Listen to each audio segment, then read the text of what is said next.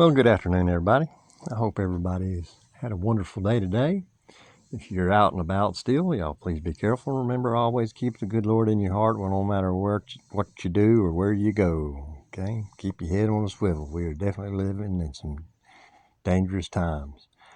I hadn't planned on making a video today.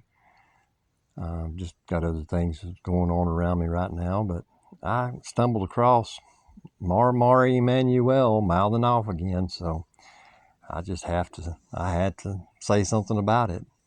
I've never seen anyone quite so arrogant as this guy. He is really proud of himself. It is me. Look what I have done. Look what I have done. Look what I have done. Okay. And that is not of God. Okay. That is of the world. I am in Proverbs 16. The preparations of the heart belong to man, but the answer of the tongue is from the Lord. So if you're not hearing from the Father, as Jesus has told us in Matthew 16:17, then you are a proud man and you're listening and you're putting your faith in the flesh. All the ways of a man are pure in his own eyes, but the Lord weighs the spirit. Commit your works to the Lord, and your thoughts will be established. The Lord has made all for himself, yes, even the wicked for the day of doom. Everyone proud in heart is an abomination to the Lord. Though they join forces, none will go unpunished. In mercy and truth, atonement is provided for iniquity, and by the fear of the Lord one departs from evil. When a man's way pleases the Lord, he makes even his enemies to be at peace with him. Better is a little with righteousness than vast revenues without justice. A man's heart plans his way, but the Lord directs his step. There again, everything we do, we live in the Spirit, and it is by the Spirit that we learn anything and we have our protection. It's from God. It does not come from man. It does not come from quoting a book. All right? Divination is on the lips of the king. His mouth must not transgress in judgment. Honest weights and scales are the Lord's. All the weights in the bag are his work. It is an abomination for kings to commit wickedness, for a throne is established by righteousness. Righteous lips are the delight of kings, and they love him who speaks what is right. As messengers of death is in the king's wrath, but a wise man will appease it. In the light of the king's face is life, and his favor is like a cloud of the latter rain. How much better to get wisdom than gold, and to get understanding is to be chosen rather than silver. See, we don't have anything to do with this world. Our faith only comes from God. It doesn't come from us. It doesn't. Again, I've said it a dozen times. You can't buy it, okay? And no one gives it to you except God. The highway of the upright is to depart from evil. He who keeps his way preserves his soul. Pride goes before destruction, and haughty spirit before a fall. Better to be a humble spirit with the lowly than to divide the spoil with the proud. He who heeds the word wisely will find good, and whoever trusts in the Lord, happy is he. The wise in heart will be called prudent, and sweetness of the lips increases learning. Understanding is a wellspring of life to him who has it, but the correction of fools is folly.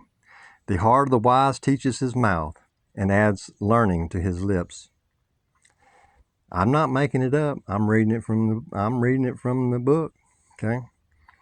Pleasant words are like a honeycomb, sweetness to the soul and health to the bones. There is a way that seems right to a man, but its end is the way of death. Woo! Well, if that don't tell you enough, I don't know what should.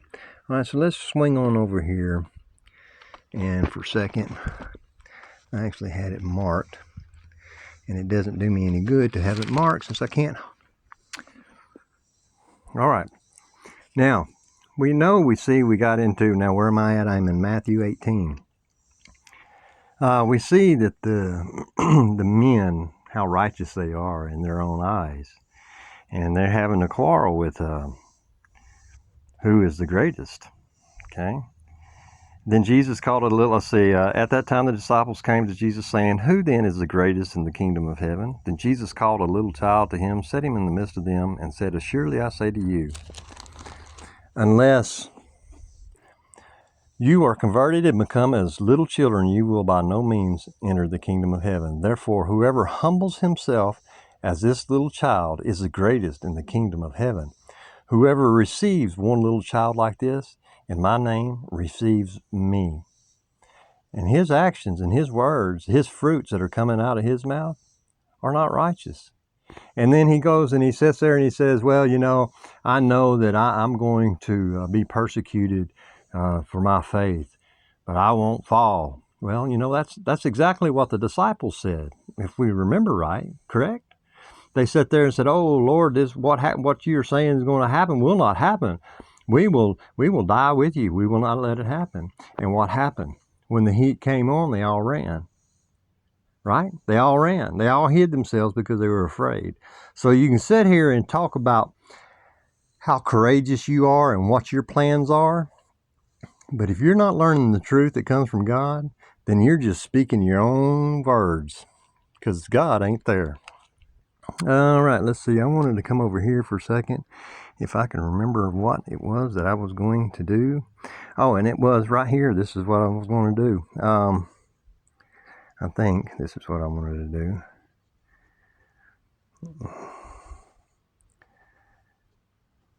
Okay, surely I say to you that night before the rooster crows. Okay, this is now. I was just going. That's where we're at when I was talking about Peter's denial. They were all sitting there saying that, "Oh yes, oh Lord, no, we will die with you. We will die." But when Jesus was actually persecuted and brought forth to suffer, they abandoned him. And the reason that they abandoned him was because they're men. They weren't special men. I mean, they're special in God's eyes, but they still had fears. And we must remain strong in the Lord and learn to listen to his voice and let him guide us and let him teach us. Not stand up and be proud and boasting about what you've done and how many people you've saved. And to be quite honest with you, after listening to you for as long as I have, I seriously doubt you've saved anybody. And you will, or he will, have to answer for that. Because judgment will come upon those that teach God's word. And if arrogance and pride is what's leading you to preach or teach, then you're in trouble. And it ain't a good kind of trouble. So remember, just because he wants to say what is an abomination and leave out other things means that you need to get right and study and go to your prayer closet, get with the Lord, knock on that door and keep on knocking. And he said, you knock and he'll open the door for you. But you cannot trust in men, especially such arrogant men. All right, that's about all I really wanted to say tonight. I made it as short as I could, so we'll talk to you later. Bye.